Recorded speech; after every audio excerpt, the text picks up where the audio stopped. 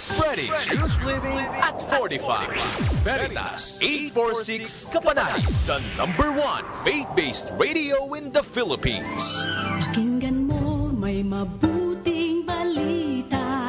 Katotohanan, pag-asa't pag-unawa.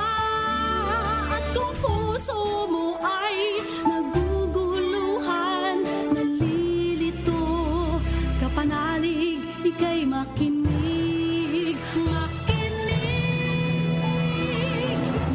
Makinig, Veritas 846, kapanalig ninyo. Makinig, Veritas 846, radyo totoo, lahat ng kailangan mo. Balitang totoo, tulong na totoo, payong totoo. Makinig, Veritas 846, radyo totoo, radyo totoo. Member Catholic Media Network and kapisanan ng mga broadcaster ng Pilipinas. Ang oras po natin, kapanalig, 3 minuto makalipas ang ika-6 ng gabi. Ngayon ay gabi ng Martes, ika-14 ng Enero, taong 2014. Narito na ang isang oras ng makabuluhang talakayan tungkol sa buhay at lipunang Pilipino. Talakayan! Makinig, makilahok, makipagtalakayan. Sama-sama tayong tumugon at mag-akayan tungo sa liwanag ng katotohanan, katarungan at kapayapaan. Talakayan! Hatid sa inyo ng Promotion of Church People's Response, Kasimbayan at ng Kodaw Productions. Talakayan! Tuwing Martes, alas 6 hanggang alas 7 ng gabi, dito sa Veritas 846 Radyo Totoo.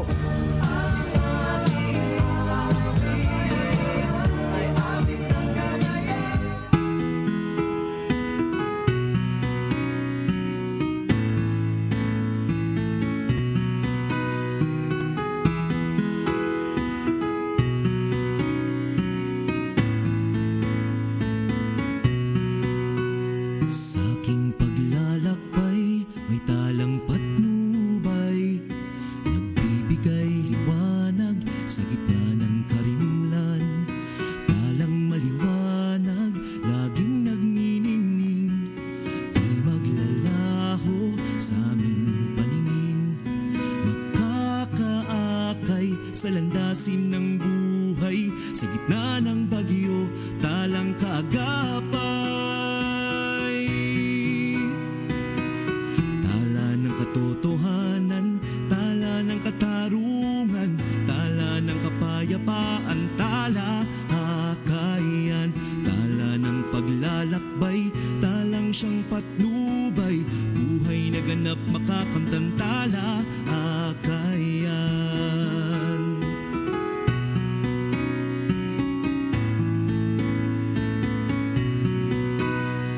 Taimtim na panalangin, manindigang tapat, sa mapagpalayang adhikain. Tala ng katotohanan, tala ng katarungan, tala ng kapayapaan, tala akayan, tala ng paglalakbay, talang siyang patnubay, buhay na ganap makakamtan, tala akayan. Tala akayan, tala akayan.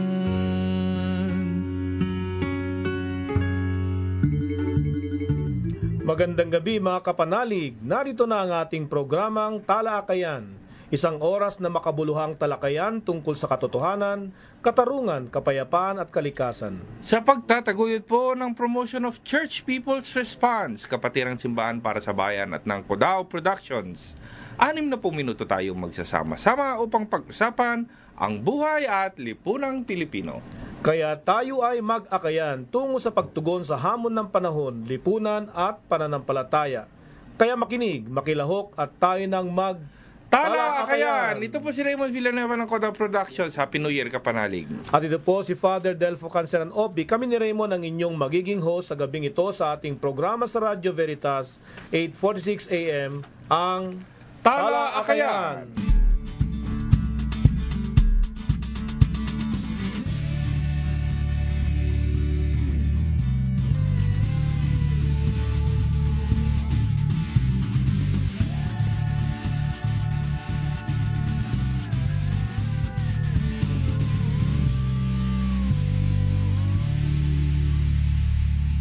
Ang tala balita ngayon, Martes, ika-14 ng Enero, taong 2014. Ang ating unang balita, Tagle nanawagan laban sa korupsyon. Ginamit ng isang leader simbahan ang pinakamalaking pagtitipon ng mananampalataya para manawagan laban sa korupsyon sa bansa. Ayon kay Luis Antonio Cardinal Tagle, dapat na ikahiya ang mga gawaing masama tulad ng pagnanakaw. Pinapatungkulan ng kardinal ang talamak na korupsyon sa gobyerno, partikular na ng Administrasyong Aquino. Matatag na naninindigan ng kardinal sa imoralidad ng pork barrel system na nagpapatuloy sa pamahalaan Noynoy Aquino. Milyong-milyong deboto ng Nazareno ng Quiapo ang nagtipon noong nakarang linggo sa Quirino Grandstand sa kapistahan ng Poon. Ang ating ikalawang balita, sektor ng kuryente pinapakontrol sa pamahalaan. Nananawagan ng pinakabatang kongresista ng bansa na bawiin na ng pamahalaan ang paglikha at distribusyon ng kuryente upang makinabang ang mamamayan. Ayon kay Kabataan Congressman Terry Ridon, responsibilidad ng gobyerno na siguruhin ang mura at maaasahang supply ng kuryente. Subalit, dagdag ng kongresista, tumaas pa ng higit 2 piso kada kilowatt hour ang singil nito sa 3 taon ng Administrasyong Aquino. 8 piso at 70 sentimo kada kilowatt hour ang singil ng kuryente sa Kamaynilaan noong panahon ng dating Pangulong Gloria Arroyo. Sa ilalim naman ni Aquino, naging 10 piso at 80 sentimo kada kilowatt hour ang singil ng Meralco, dagdag pa ni Ridon. Ang ating katlong balita, mga naghihirap dumarami pa sa pagtatapos ng 2013. Dumarami ang Pilipino nagsasabing naghihirap sila ayon sa Social Weather Station o SWS. Ayon sa survey na ginanap noong Disyembre, 55% na ng mga Pilipino ang nagsasabing sila ay naghihirap. Mas mataas ito sa kaparehong survey na ginawa noong Disyembre 2012 ng 3%. Paliwanag ng SWS dahil ito sa nagtataas ang presyo ng bilihin at serbisyo sa buong bansa. Kasabay ng naturang survey, sinasabi rin ng 41% na ng mga respondent ang nahihirapan sa pagkain sa pang-araw-araw. At para sa ating Tala Parokya, naririto si Father Delfo. Relief operation idadaos muli ng dambana sa Eastern Visayas.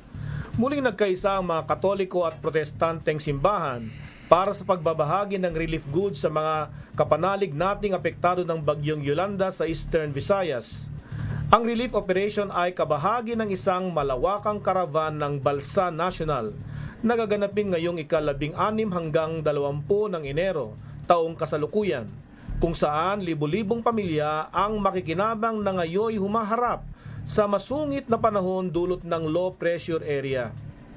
Pinapaabot ng dambana ang taus-pusong pasasalamat sa lahat ng mga nag-ambag ng tulong, lalong-lalo na sa United Church of Christ in the Philippines, Philippine Episcopal Church at ang mga kapanalig mula sa iba't ibang simbahang Katoliko. At yan po ang ating mga tala balita, mga balita hinggil at mula sa bayan.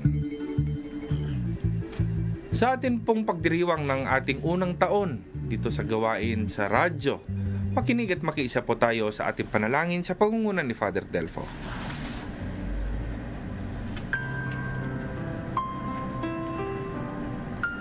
Diyos na aming kamanlalakbay, Diyos na puno ng pag-ibig at katarungan, maraming salamat sa taong pagsama-sama namin. Salamat sa liwanag na iyong hatid. Kami po ay patuloy na nagsusumamo na haplusin mo ng pagpapala ang aming bayan.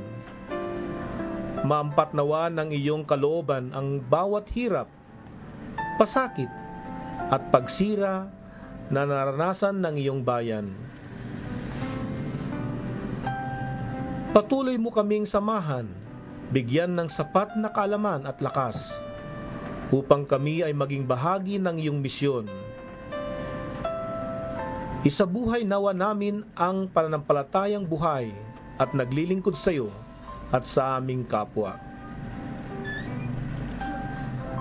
Patnubayan mo kami sa aming mga gawain at kasangkapin sa pagtataguyod ng iyong simbahang nagtatanggol sa dangal at buhay ng sangnilikha. Sa iyong kadakilaan, itatagnawa namin ang simbahan ng mga dukha dito sa lupa. Ito po ang aming dalangin sa pangalan ni Jesus. Amen. Maraming salamat, Father Delfo. Kapanalig, gusto kitang batiin ng happy anniversary. Isang taon na tayo magkapiling sa paglalakbay tungo sa kaganapan ng pananampalatayang papaglingkod. Padre Delfo, alleluia, happy anniversary sa'yo. Welcome back, Raymond. Matagal tayong hindi nagkita. 2 linggo pala. 2 linggo, oo. At happy anniversary. 1 taon na pala tayo sa talakayan. At tulad ng mga panahon na nagsimula tayo, marami ang maiinit na usapin at issue na kinaharap ng ating mananampalataya at ang ating bayan. Tulad rin ngayon sa ating unang taon. Kaya, Padre Delfo, may mga ilan tayong babalikan, lalo na yung mga pinangako natin ng mga unang episode.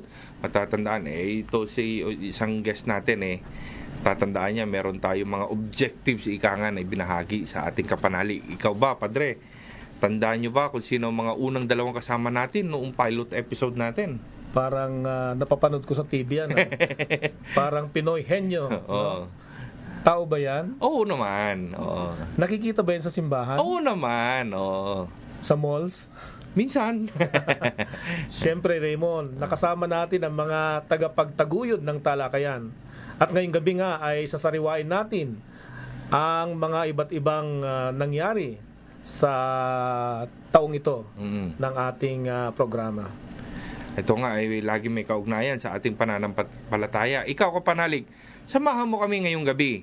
Pagdiwang natin ng unang taon ng talakayan, alamin ang esensya at hamon ng ating pananampalataya sa ating panahon. Ipadala po ang inyong komento, panalangin at pagtingin sa 0918-837-4827. At samahan kami sa pagbabalik ng ating programang Talakayan!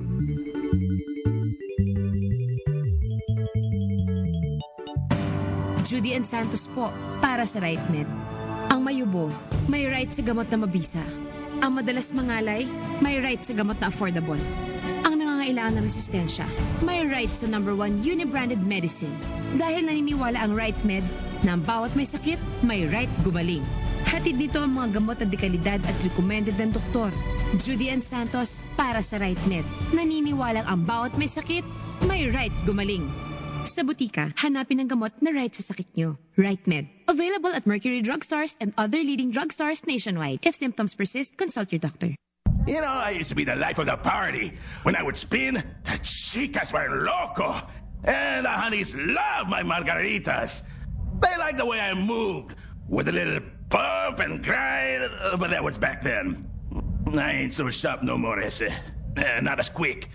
Oh, hey, mommy! What I gotta do to get some action around here? No? Okay. Now I'm just lonely, old, and useless. Ay, ay, ay. Back to my siesta. Your old blender and other appliances can still have value to someone else. Donate them to Segunda Mana, and proceeds go to the less fortunate, while old items get new life.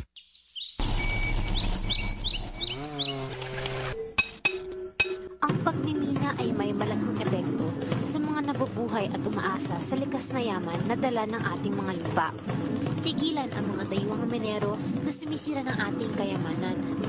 Samahan natin ang kalipunan ng mga katutubong mamamayan ng Pilipinas sa pagsugpo ng pagmimina sa ating bayan. Puntahan ang katutubongmamamayan.org para sa karagdagang kaalaman. Ako po si Raymond Bagatsing. Ang basura po ay lason sa ating karagatan. Pinapatay po ang mga isda sa dagat at maging ang kabuhay ng mga kababayan nating mangingisda na umaasa sa yamang dagat. Pag-aaruga po ang kailangan ng Manila Bay. Hindi po pagtambak ng lupa o pagtapon ng basura. Kaya wag po nating gawing tambakan ang karagatan. Samahan niyo po ako. Kami. Sama-sama nating alagaan at ipaglaban ang pangpangdagat at karagatan.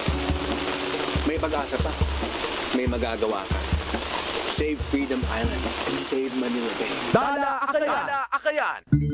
Nagbabalik ang ating programa. Ito po si Raymond Villanueva ng Kodao Productions. At ito po si Father Delfo Canceran Opi at kayo'y kapiling namin dito sa ating programang Talakayan! Bago tayo magpatuloy, Padre, pakinggan natin ang pagbati ng isang kilalang arsobispo na madalas-dalas naman nating nakapiling dito sa ating programa nitong nakaraang taon. Siya po ay aktibo sa paglaban sa katiwalian at kasamaan dito sa ating bayan. Pakinggan po natin si Archbishop Oscar Cruz. Nais ko sana pong ipahatid ang mainit kong pagbati sa programa ng Veritas na Talakayan. Ako po'y naniniwala sa pakikinig sa programa ito. Marami po tayong matututuhan, hindi lamang tungkol sa mga katotohanan sa taas, kundi mga katotohanan din dito sa lupa. At ito po talaga ang kompletong doktrina ng simbahan. Meron siyang mga tinuturo tungkol sa Diyos, sa taas, sa langit, at meron din siyang tinuturo tungkol sa tao dito sa lupa. So mabuhay po ang talakayan. Salamat po ng marami sa inyo. Salamat po, Arsobispo Oscar Cruz, sa inyong message tungkol sa talakayan dito sa Veritas. At tulad na nga ng sinabi ni Arsobispo, magkaugnay ang relasyon natin sa Diyos at sa ating kapwa, ang tabi niya sa taas at sa baba. At ito rin ang mga bagay na nais patampukin ng ating programang talakayan. Kaya nga, mga kapanalig, yung aming pinag-uusapan lagi dito ay tungkol sa issue ng buhay at pananampalataya. Kaya po ngayong gabi, kasama po natin ang dalawa na tagapagtaguyod, tumutulong upang maging matagumpay ang ating programa. Narito po ang lumikha ng ating theme song na ating napapakinggan na Tala Akayan. At University Researcher at Research and Information Services Director. At nagmula din po siya sa Ateneo de Davao, si Kapanalig Edgy Uyang Guren. Magandang gabi, Edgy. Magandang gabi po at magandang gabi sa lahat ng mga kapanalig. And of course, gaya nga ng nabanggit kanina, isang celebration pala ang gabing ito dahil anniversary ng ating programa. Congratulations sa lahat ng bumubuo nitong ating programa dito sa Veritas. No? Yung mga kapanalig ay talagang inaabangan itong mga inyong programa, Raymond at Father Delfo. Ako na magsasabi, Father Delfo. Itong si Edgy, merong siyang sariling radio program at sa aking tingin na pinakamahusay na radio program doon sa DCUP. Ako, salamat Raymond. May punto ka dyan. May punto ka dyan. May punto ka dyan. Kaya pwede siyang kapanalig, pwede rin siyang kapunto. Correct. Iyan. Siyempre, Padre, kung kasama si Edgy, si Kapanalig Edgy na lumikha ng ating awit, sino naman ang pinagmulan ng ideya o ng salitang Talaakayan? Kasama po natin ang dating Provincial Superior ng Order of Servants of Mary. Former. At nag-aaral siya ng mag-aaral siya ngayon ng Asian Social Institute at dating anchor natin dito sa ating programa. Kung nami-miss niyo na po ang kanyang boses, narito po, nagbabalik si Father Greg Ovejas. Welcome back, Padre. Oh, thank you very much, Raymond.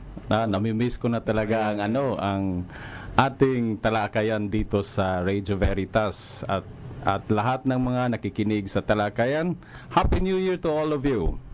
Naman, Edgy, si Father Greg, magandang kapartner yan sa radio program. Sinasabi ko sa iyo. Yan unang tip na. Boses pa lang ay alam na. Kumusta kayong dalawa?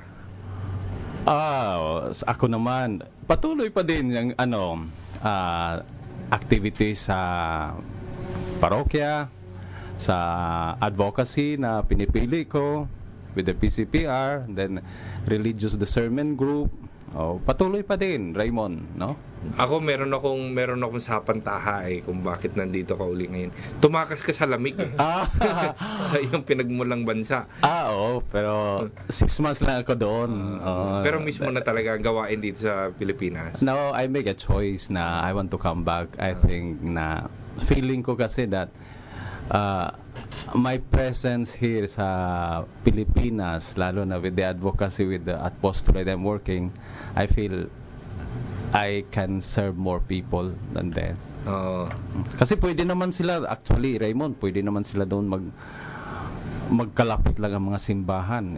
Bakit naman mag-insist na i-maintain yung isang simbahan kung mga 50 meters may isang simbahan? Isahin na lang. Kakunti lang naman ang nagsisimba doon. I mean, to make the story short. Nakita ko nga doon, tabi-tabi, susun-susun ng mga simbahan doon. Pero hindi katulad din sa Pilipinas. Tayo, pag linggo, punong-puno tayo Okay dito, kahit tabi-tabi yan, pero puno. Yun ang masarap. Sa mga squatters, dami mo talagang mabisitahan. Doon ka sa kumbento from Monday to Friday. Walang kausap. Wala talaga, walang ano. Anyway, it's a choice din kung sino ang gustong pumunta doon. They can go. But I made a choice to return back. Yan. I shall return back. I shall return. Tama, Father. I shall return. G. Ito po ay nais ko ring batiin niyo pala yung ating mga teachers sa UP, no? Bilang bahagi po ako ng Congress of Teachers and Educators for Nationalism and Democracy na busy po ngayong araw na ito dahil nga po ay nagka-countdown na rin kami doon sa aming hashtag 1,000 meals for UP Tacloban. Alam naman po nating lahat yung nangyari sa Tacloban, yung amin pong isang universidad doon sa UP ay talagang hinagupit ng bagyong Yolanda at para sa kaalaman ng lahat ay this week sana sisimulan yung klase sa UP Tacloban, ngunit sa pagkakaalam po natin ay parang wala pa rin kuryente at wala pa rin roof, no, yung mga walang natira nga. Ang nakatayo lang doon sa UP Tacloban si Oblation. Nako. Yun po yung malaking challenge din ngayon. Yun lang ang nakatayo doon na buo. Pero, kaya nga po nabuo namin itong aming benefit concert sa darating po na 30 para nga po makatulong sa ating mga estudyante ng UP Tacloban. Ang aming target ay makalikom ng around 1,000 meals, no, kasi nga hindi po natatapos sa Christmas season yung ating pagiging generous, no. Simulan po natin ang bagong taon na meron pong talagang bukal sa puso natin yung patuloy na pagbibigay, no, ika nga. So yun po yung malaking challenge ngayon. Siguro mamaya ulitin ko yung aming plug, no, na benefit concert sa UP Diliman po. Independent bands at mga mainstream bands po ang aming inimbitahan sa araw na yan. Pero kwento natin ng bahagya. Bakit UP Tacloban? Nasaan ba yung mga estudyanteng ito? Ito pong mga taga UP Tacloban, meron po tayong around 261 na mga estudyante na nag-cross-enroll ngayon sa UP Diliman. So dahil nga napilitan silang lisanin ang kanilang mahal na eskwelahan sa UP Tacloban, sila po'y naka-enroll dito at tinanggap naman ng UP Diliman Administration. Meron rin pong iba naka-enroll sa UP Cebu, ang iba sa UP Manila, ngunit karamihan pa rin po ay hindi nag-cross-enroll na natili sa UP Tacloban. So yun po yung malaking problema ngayon kasi nga hindi naman pwedeng tumigil ang oras at tumigil ang kanilang pagpasok sa eskwela dahil sa nangyari last year, no. Kaya nga po ay ito pong mga taga UP Diliman, alagang-alaga naman sila sa UP Diliman. Pero ang kagandahan dito, Kapanalig na Raymond at Father Delfo, no? Yung mga taga-Tacloban na nasa UP Diliman ngayon, ang gusto nilang mangyari sa proyektong ito, kasi partner namin sila, itong Tindog Network, UP Tacloban for UP Tacloban. Sila ang tutulong para sa kapwa nila na mga nasa Tacloban ngayon. Yan naman. Oo. Ngayon, ano ang pangangailangan nila? Nako, matindi po ang pangangailangan dito sa unang-una sa lahat, yung pagkain. Kailangan nating i-secure yung kanila pong meals, no? Kaya nga 1,000 meals ang aming target by January 30.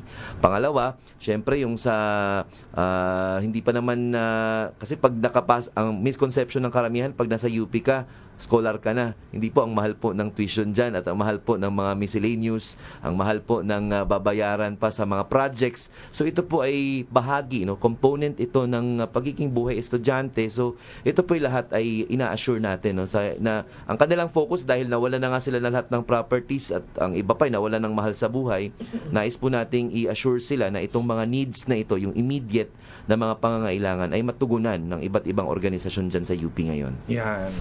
Siguro, Raymond, bago tayo magpatuloy, sapagkat binuksan na ni Professor EJ na mayroon silang concert na gaganapin, benefits sa mga UP Tacloban students.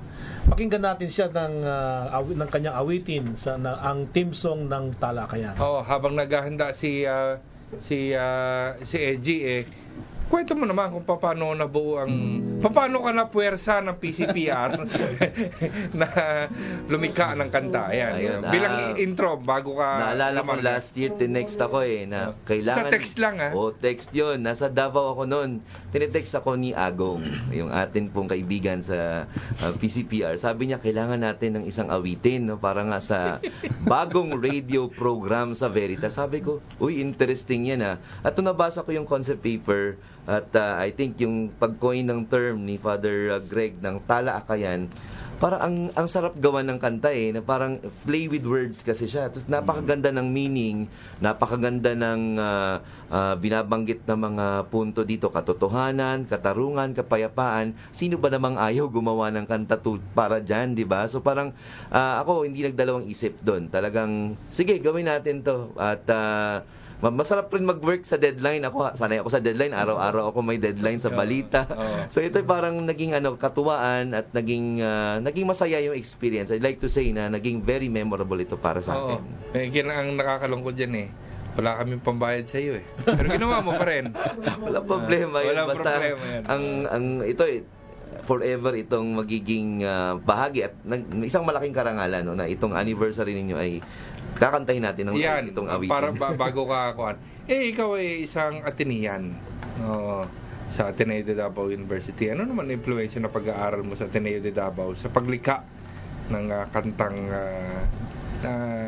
may patungkol sa ganap na pananampalataya? Nako, ang amin pong motto doon ay being men and women for others.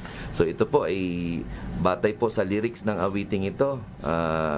Ang pagiging men and women for others ay para ka sa katotohanan, para ka sa katarungan, at para ka sa kapayapaan. At napakalaming challenges sa usaping ito, itong mga aspetong ito. Kaya nga, very napakalapit nito sa puso ko, itong mga katagang ito na atin pong binabanggit dito, Kapanalig Raymond.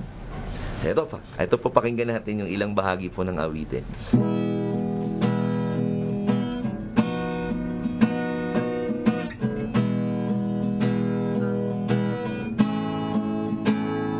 Sa aking paglalakbay, may talang patnubay, nagbibigay liwanag sa gitna ng karimlan. Talang maliwanag, laging nagniningning, di maglalaho sa aming paningin. Makakaakay sa landasin ng buhay, sa gitna ng bagyo, talang kaagapay. Tala ng katotohanan, tala ng katarungan, tala ng kapayapaan, tala akayan, tala ng paglalakbay, talang siyang patnubay, buhay na ganap makakamtan, tala akayan.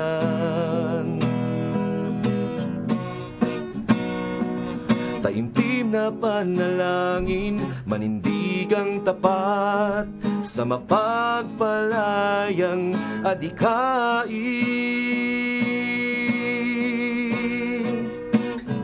Tala ng katotohanan, tala ng katarungan, tala ng kapayapaan, tala akayan, tala ng paglalakbay, talang siyang patnubay, buhay na ganap makakamtan, tala akayan. Tala akayan, tala akayan. Walang-wala Bakit nga ba tala akayan at paano ito tumutugon sa hamon at esensya ng ating pananampalataya sa ating panahon?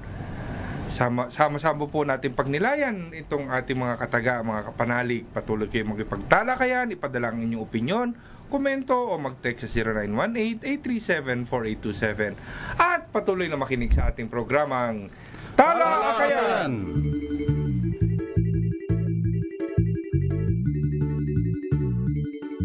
Spreading truth living at 45. Veritas 846 Kapanali, the #1 faith-based radio in the Philippines. mabuting balita, katotohanan, pag-asa't pag-unawa. At kung puso mo ay naguguluhan, nalilito, kapanalig, ika'y makinig. Makinig, Veritas 846, kapanalig ninyo.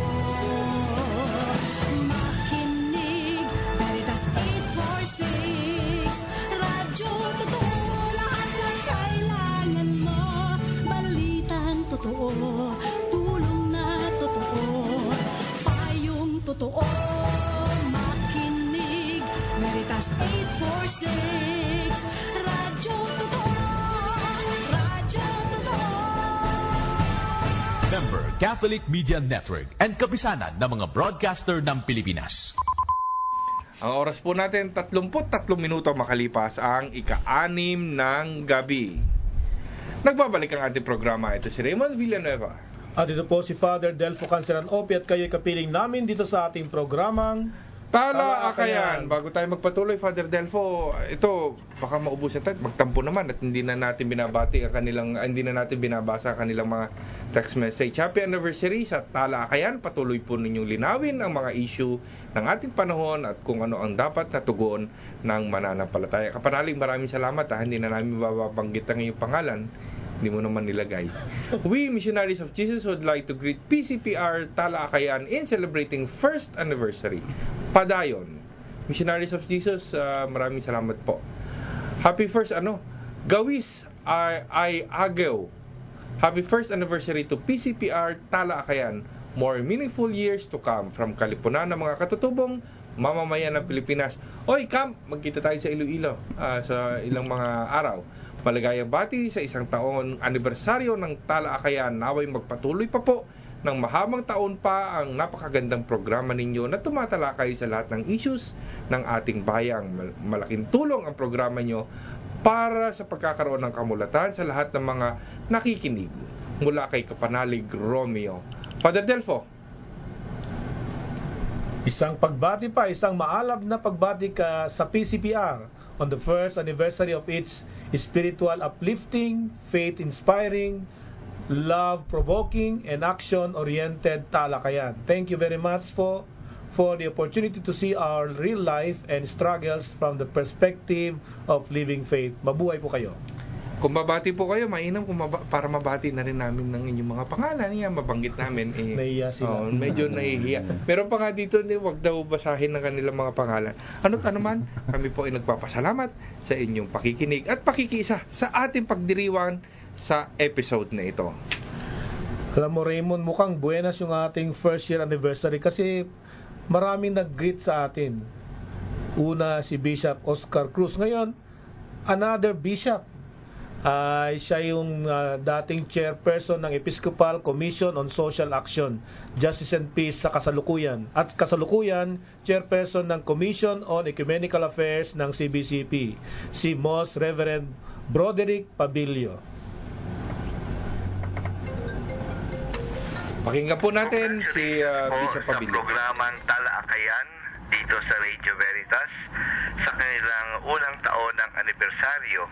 Ito po ay kailangan natin ng ganitong mga programa na makita natin ang mga issues na hinaharap ng ating lipunan at ito'y tinitingnan natin sa liwanag ng pananampalatayang Kristiyano. At mayroon po tayong mga teachings on the social realities, mga social teachings of the church na iyan ay sana yan yung liwanag upang makita at masuri ang mga pangyayari sa ating lipunan. At kailangan po natin yan. Kasi sa ating mga Katoliko ngayon, sa ating mga Kristiyano, kailangan pang buuin yung tinatawag natin social conscience, yung ating pananagutan sa lipunan.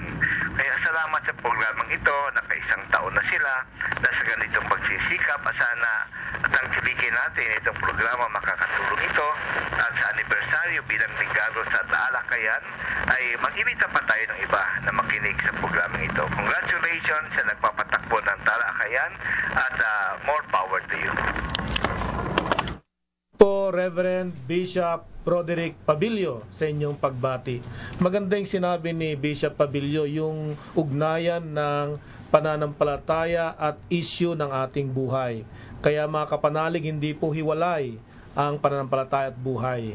Kaya patuloy po tayong magtalakayan sa pananampalataya at buhay dito sa ating programa. At kasama pa rin po natin si Kapanalig Eji at saka si Father Greg. Father Greg, ano nga ba yung kasaysayan ng talakayan? Kasi para sa mga medyo bago-bago nakikinig sa atin, si Father Greg po yung una nating host dito sa ating radio program. Paano ka ba pinilit ng PCPR? Pinilit ka nga ba?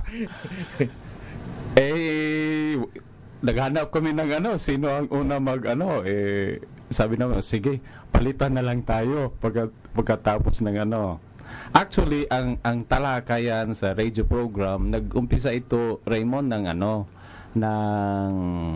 talakayan ng buhay.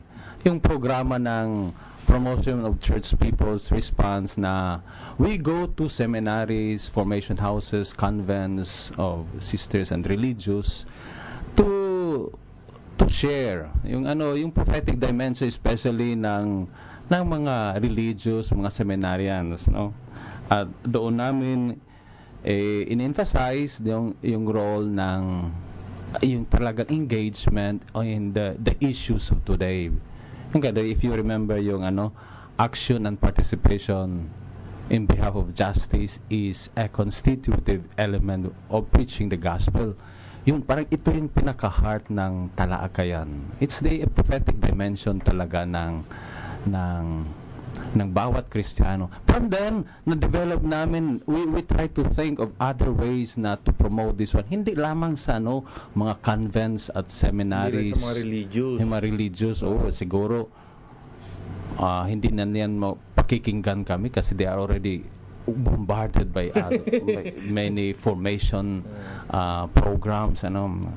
So, we decided also na dapat din itong program na ito, which is very good and potent instrument for teaching, the social teaching of the church, dapat na broadcast din ito sa mga lay, mga ordinary people, lalo na yung mga yung mga marginalized na mga farmers natin na they do not know na ang ano ba talaga ang social teaching of the church na sinasabi lang secret of the Catholic Church.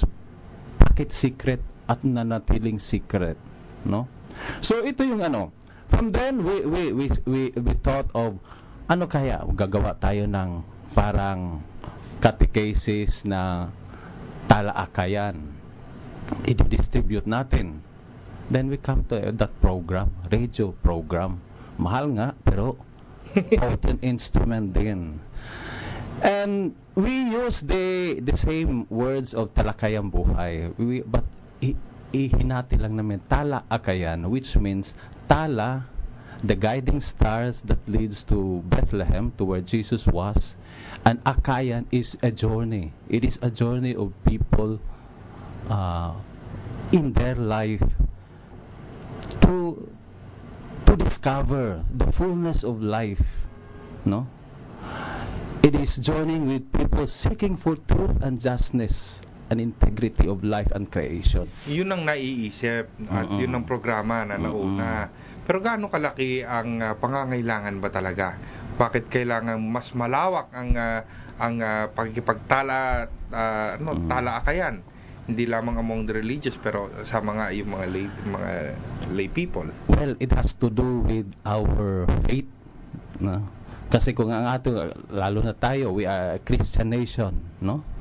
Pag sinasabi faith of the Filipino people, it touches all dimension and it covers all the dimensions of life, socio-political, economic. Hindi mo mahiwalay kasi yan. Primarily sa Philippines, no, makikita natin yung disparity of life, yung talagang totally opposite from what faith could teach us, no? Faith, for example, so much poverty. I remember, no, nung nandun ako sa na-met ko ulit yung friars na nagsabi sa akin, you know, when I visited Singapore, I thought it was like a paradise, no?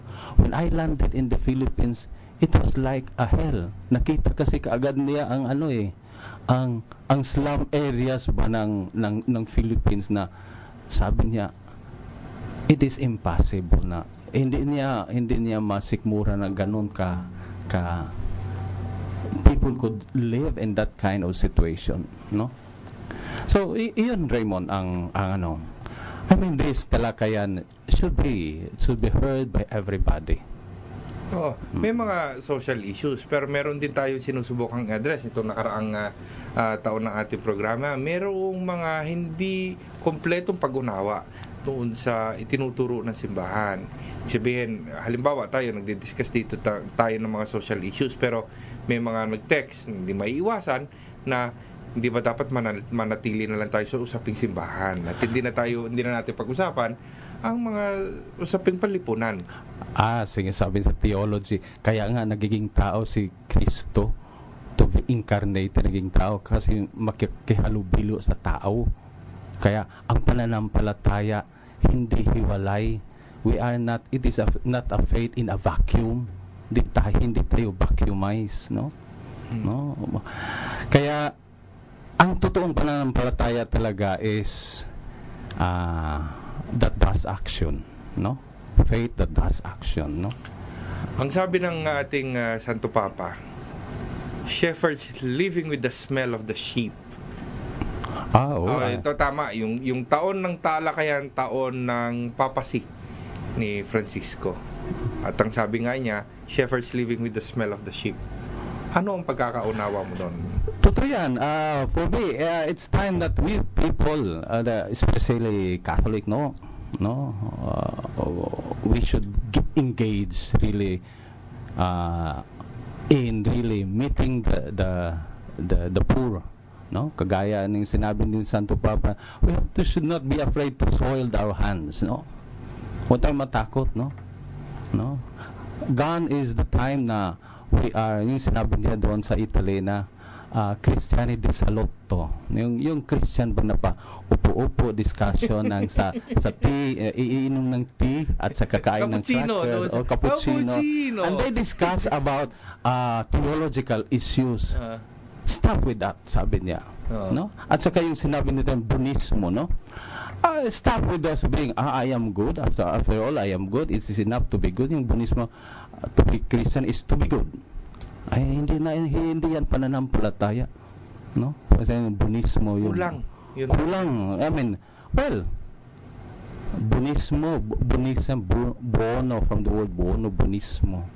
Na, yung very individualistic way of looking faith, kita mo na walang social dimension. No? So yun ang I think this program is enlightening, empowering, no? Talagang ang Christian faith is a power. It is a power of the Holy Spirit to transform. Only hindi natin pinanghawakan itong power na ito, nandito lang sa kamay natin, palagi kumakatok. Minsan hindi pinagbubuksan. Ay, yun na nga. Tinatanong kita, Father Greg. Ito naman, Father Delfo, nung pansamantalang kailangang may gawain si Father Greg doon sa Italy, ikaw ang pumalit. Tanong ko sa iyo, paano ka napilit ng PCPR? Siguro may vibration yan eh. Kung interest mo isang bagay, gagawa ka ng paraan na bigyan mo tatanggapin mo at bibigyan mo ng panahon. Ang interest ko mga social issues din. Kaya madali na umuo at madali na magustuhan yung gawain. Iba yung pinilit ka, iba yung kusang loob. Yan naman. Ito, kusang loob. Yan. Pero sa yung nga, binanggit ko natin kanina, nag-uumpisa ang papacy ni Francis. Siya ay na-elect nung nakaraan 2013 at kaumpisa ng ating programa. Hindi ba parang merong pagtatagpo? Meron tayong isang papang iba ang kanyang estilo, iba ang kanyang sinasabi na umaangkop naman doon sa uri ng ating pagpaprograma. Anong reflection mo doon? Sa akin maganda itong nangyayari sa simbahan ngayon. May mga pagbabago na nangyayari at makikita mo sa mga sinasabi ni Pope Francis ngayon na siya ay lagi niyang binabanggit Church of the Poor, tapos yung may mga social issues niya, yung mga particular na issue na talagang tinututukan niya. Yung corruption. Yung kapitalismo. Oo, kapitalismo. Totoo 'yan. Paano ba siya tinatanggap? Ganito ang mga sinasabi niya, hindi siya Italiano, 'di ba? May concern na, hindi Italiano ito. Hindi nga taga Europe taga Latin America. Paano siya tinatanggap ngayon doon sa Italia, Father Greg? Doon, malakas ang kahit sa mga Italians, they saw something different from this Pope. Lakas ang impact niya sa mga tao. Dahil, parang the people sa Italy, parang they are still also hungry of the liberating word of God. They were starved. Starved. Na, ganito sana ang simbahan. No? Challenge talaga doon ang and you can see young people they're going back to the church. So yung mga struktura ng ginawang bodega nagkakalamang tao na. Sana ma-challenge talaga ang mga pare doon. I think the Pope is a prophet of our time, no?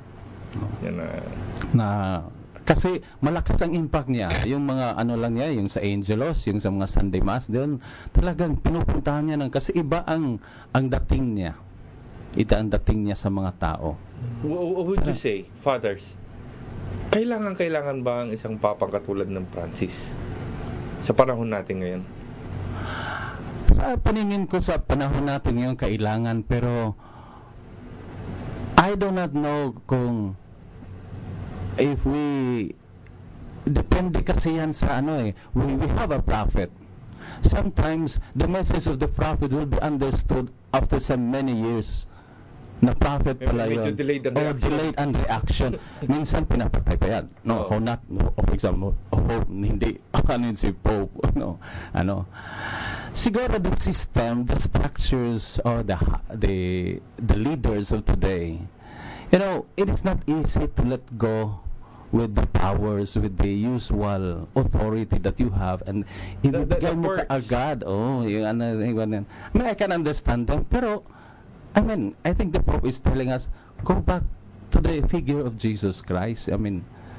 Go back to the gospel. Ano ang gospel that Jesus taught us? It is telling us from the hierarchy up to the religious, to the priest, and to the lay. Kaya, if you remember, si Pope, hindi masyado siyang moralizing. Ang emphasize niya is love. He's welcoming. Love ang niya. Ang accepting. Halimbawa, yung balita kahapon, nagbinyag siya ng anak ng hindi kasal na couple. Hindi ba accepting? Ay, oo, sa atin. Yung iba, lalaki na lang ang bata dahil I'm sorry to say that, it is happening. It's happening. Father Delfo, bilang pare, how happy are you that these changes are happening in your time? Hindi ka pa naman masyadong matanda sa simbahan. Pero it's happening while you're still young, meron ka pang taglay-taglay mo pa yung idealismo na pagpasok mo sa seminaryo. Kaya nga ito yung window of opportunity na nga na pati ang Pope ay binibigyan niya ng halaga yung mga gawain ng simbahan na kuminsan sinasabing mga makakaliwa, mga kuminsan binabanyagan ka ng mga kung ano-ano, no? Pero ito pala yung talagang dapat gawin ng simbahan na itatag yung simbahan ng moralita sa lupa. Ito nga ay ginagawa ni Pope Francis sa kanyang mga documents, sa kanyang mga homilies, sa kanyang mga messages, actions. So, marami. Kaya ito ay pagkakataon na buksan at masaya ako dahil ito rin ang aking gustong mangyari. Yan ang hinahanap-hanap ng ating mga kasamang pare. Maraming issue ang ating kinakaharap. Marami ang naghihirap, walang trabaho, walang lupa, pagtataas ng presyo ng bilihin na pamasahe, ng bayarin sa kuryente at tubig, korupsyon. Siya na rin mismo nagsabi. At marami pang iba. Hiwalay ba ang pananampalataya natin sa mga usaping ito? Paano tayo tutugon? Sikapin po nating paglimian. Kaya po patuloy na makinig at makipagtalakayan. I-text din mga kapanalig ang inyong mga mungkahi sa 0918-837-4827. Patuloy tayo dito sa ating programang Talakayan!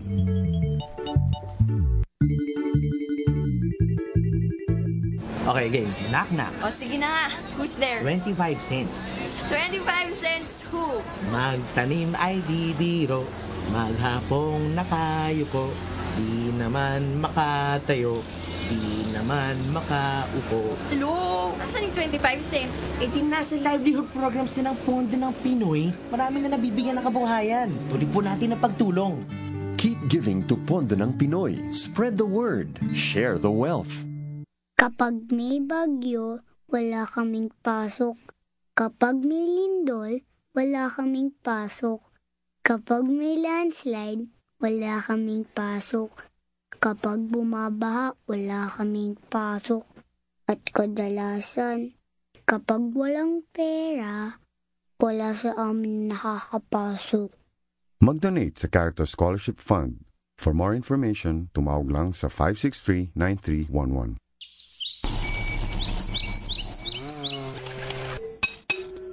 Ang pagmimina ay may malaking epekto sa mga nabubuhay at umaasa sa likas na yaman na dala ng ating mga lupa. Tigilan ang mga dayuhang minero na sumisira ng ating kayamanan.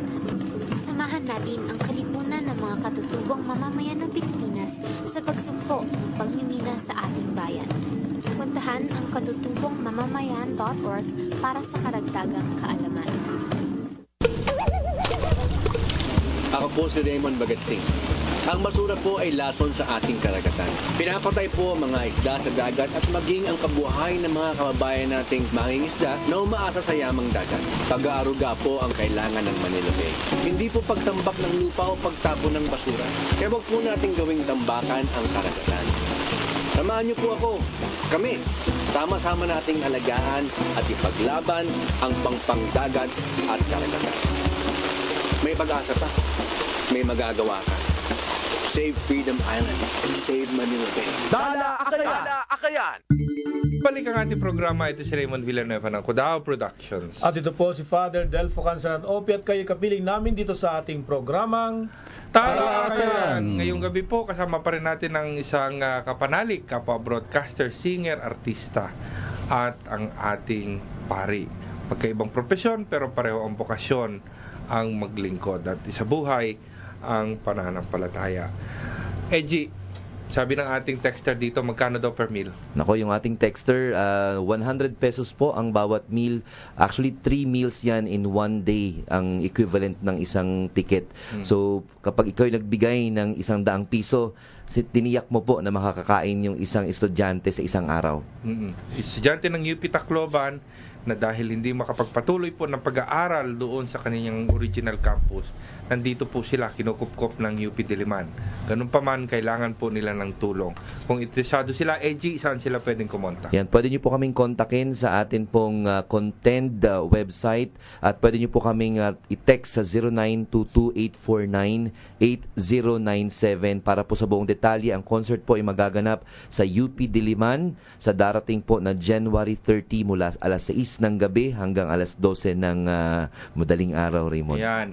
At meron ding pre-concert dinner January 25. Nalaman ko yan kina Ima Ariate, kina Professor Rosel Pineda, Professor Sara Raymundo. Ayan. Reflections mo dito sa sharing ng dalawa nating pare, Eji. Ako gusto kong balikan rin yung binanggit kanina, no, yung parang pananampalataya na dapat buhay yung pananampalataya.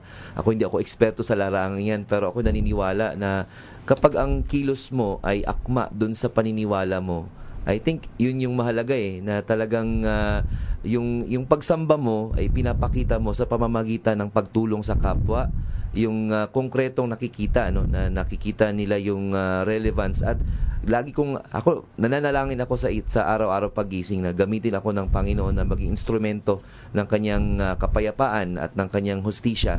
So definitely ito'y talaga nakikita ko, Raymond, yung ang pagiging ako Katoliko, isinasabuhay ito sa pamamagitan ng mga pagkilos, no, at yung pagsama doon sa pinakamahihirap ng kanyang mga mamamayan, no. Ito'y cliche pakinggan pero totoo ito'y doon yung esensya nito. Ikaw ay progresibo, artista, at ikaw ay isang Katoliko.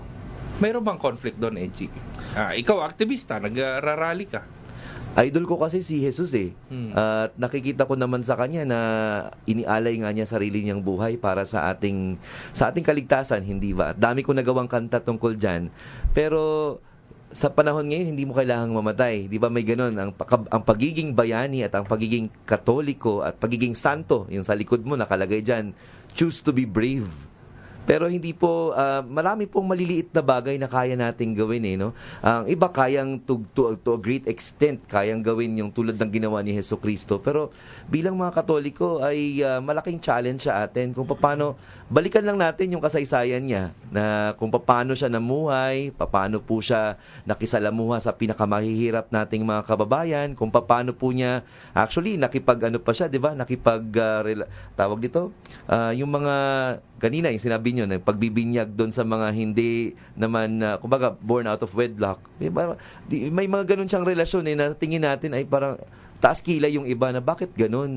Dapat nakikisalamuha ka lang sa mga matataas sa lipunan. Pero yun yung mahalaga doon, di ba? Yung talagang nandun ka, nakikilevel of ka, ika nga, doon sa pinakamahihirap nating mga kababayan. Kaya galing-galing nito si Kapanalig Edgy magpaliwanag. Parang kinakabahan ako dito siya. Kinaupo ako. Maraming salamat, Kapanalig Edgy. Maraming salamat, Raymond. Father Greg. Okay, Raymond. Ano ang hamon natin sa susunod na taon? Well, ang hamon ko sa lahat ng mga nakikinig, huwag niyo kalimutan na bawat Kristiyano ay propeta. At saka ang pagiging propeta ay pagsabuhay at panindigan sa katotohanan, katarungan at kapayapaan, no? Affirm your that dignity, hindi lamang yung priestly at saka kingly vocation natin. Madali lang yung kingly at saka priestly. Okay, mag-celebrate tayo ng mass. Okay, to claim, I am a son of God, I am praise the Lord, okay. Pero ang napaka-difficult na aspect ng baptismal dignity natin, mga kapanalig, ay ang prophetic dimension. Dito tayo parang flat 5 tayo, bagsak tayo dito sa aspekto, kasi makikita kasi natin dito sa ating kapaligiran ang transformation sa Pilipinas talagang malayo. You can see the poverty, the corruption, the injustices, the human rights violation, yung degradation ng natural resources natin, na environment. Ito ay against life. Kaya ito yung Raymond, na yun, let us pick up again itong dignity natin, yung prophetic dimension, no, ng bawat Kristiyano, bawat sa hindi naman Kristiyano, yung people of goodwill, no, to claim for the truth that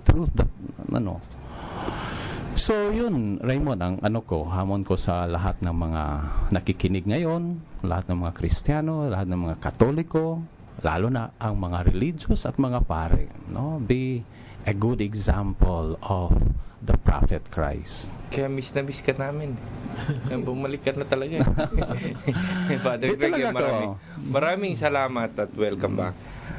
Father Delfo, isang mapanghamong taon ang ating haharapin. Ano ang mensahe mo sa ating mga kapanalig? Siguro isa lang ang aking mensahe na sa ating mga kapanalig na pag-ugnayin yung pananampalataya at yung mga usapin ng panlipunan, dahil hindi po ito hiwalay, kundi magkasama. Ang pananampalatayang walang gawa, sabi nga, ay patay.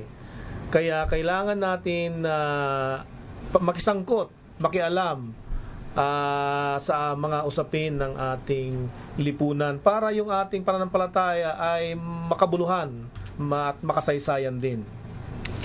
Ang pagdiriwang po ay hindi lamang nadadaan sa pagkanta, pagpalakpak, kasiyahan, handaan at iba pa. Ito rin ay nadadaan sa pagnilay-nilay at pagbabalik tanaw sa kung saan tayo nagsimula at kung saan tayo patungo. Sumain isang oras sa makabuluhang balitaan at talakayan. Sana po inaibigan ninyo ang special natin, first anniversary special natin na usapan ngayong gabi. Maraming salamat mga tagapakinig, kapanalig, lahat ng mga bumati, lahat ng mga nag-text, pagpasensyahan nyo po, hindi namin mababasa lahat. Muli po tayo magkakasama-sama mga kapanalig sa sunod na Martes, ika-21 ng Enero, alas 6 hanggang alas 7 ng gabi, dito lang sa ating Radyo Veritas 846 kHz, ang radyong totoo.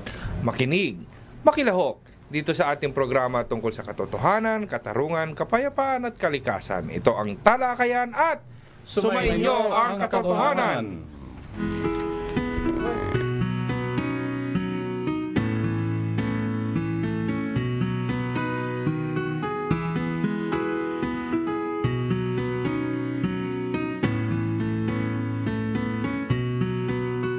Sa aking paglalakbay, may talang patnubay, nagbibigay liwanag sa gitna ng karimlan.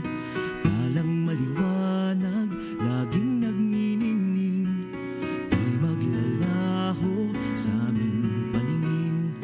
Makakaakay sa landasin ng buhay, sa gitna ng bagyo, talang kaagapay.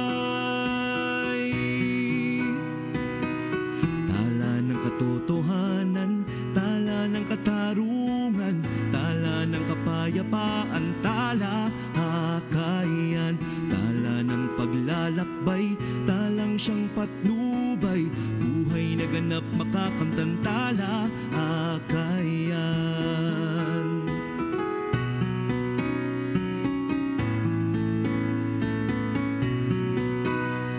Taimtim na panalangin, manindigang tapat sa mapagpalayang adikain.